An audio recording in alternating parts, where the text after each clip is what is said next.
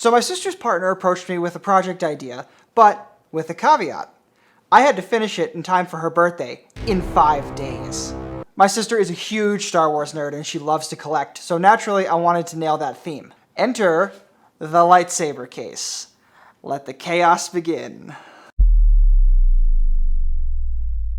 The construction of the display case is a relatively simple box. After cutting down my materials via the table saw and the miter saw, I prepped for a glue up and an assembly. I sized this box to be able to accommodate 2 lightsabers, which roughly worked out to an interior size of about 48 inches long by 8 inches tall. Using my favorite corner clamps from Rockler, I glued and brad nailed the box together. I made sure to fill all the nail holes and any other areas in the plywood that needed it, as this project was being painted and I needed it to be smooth.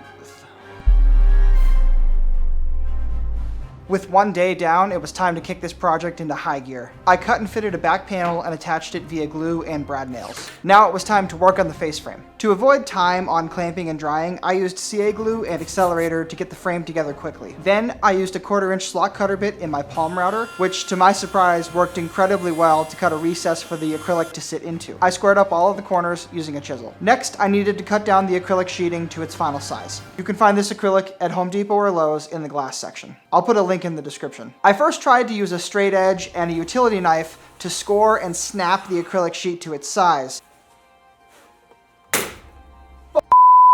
But when I went to snap it, it broke off erratically in one corner. This was mistake number 1. Good thing I had enough material to try again. If you didn't know, acrylic can be safely cut on most table saws with a standard blade.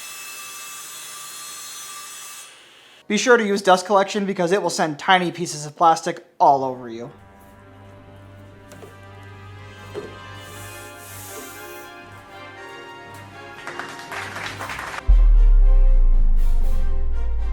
Now, more than halfway through the project, I really needed to start laying down some coats of paint. I used Krylon Fusion Paint and Primer in 1 in matte black for a sleek and dark look. I gave the frame and box 3 coats each over the period of an evening. I am terrible at using spray paint, so if I can make it look good, anybody can. The final coat needed 24 hours to dry, then I could get back to work. I slipped the acrylic into the slots that I cut earlier and used black hot glue to tack it and blend in with the paint. This also keeps the acrylic removable in case it is ever damaged. You just have to pry off the hot glue and you can swap it out. To avoid more routing and save time, I used non-mortise hinges which attach directly to the box and the frame. And you know I was rolling matte black on those hinges too. I used a simple roller catch to secure the frame to the box when it's closed, and this is where it really helps to pay more attention during the design phase. Due to the width of the frame, the roller catch would be hitting the box without recessing the receiving piece into the box. This was mistake number 2. Routing a recess at this point also meant patching and painting, which is not ideal the day before you're trying to turn over a piece, but I made it work. Then, to mount the pin for the roller catch, I had to attach a small block of wood to the door to give it the proper offset and line up with the receiving end. I added some blue tape onto the acrylic in case any of the CA glue dripped down, which of course it did. It turns out that CA glue makes acrylic turn hazy immediately. This was mistake number 3. Stress is really building at this point. After an hour of research and a panic attack, I settled on replacing the acrylic instead of trying to fix the haze. With the new acrylic in and this piece glued on, I found that I had installed the pin for the roller catch on the wrong side of the block. You guessed it, mistake number 4.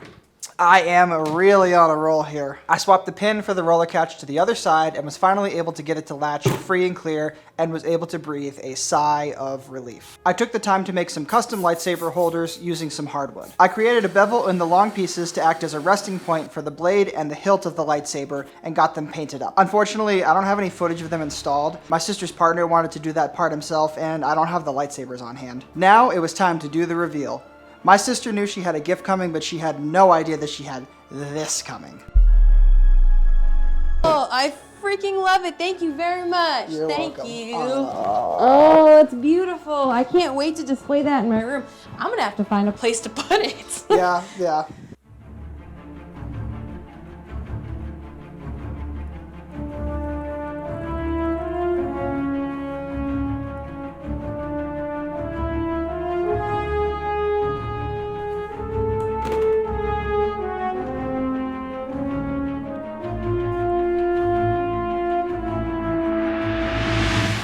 If you enjoyed seeing cool projects like this, let me know down in the comments. And also be sure to check out this video that I selected just for you.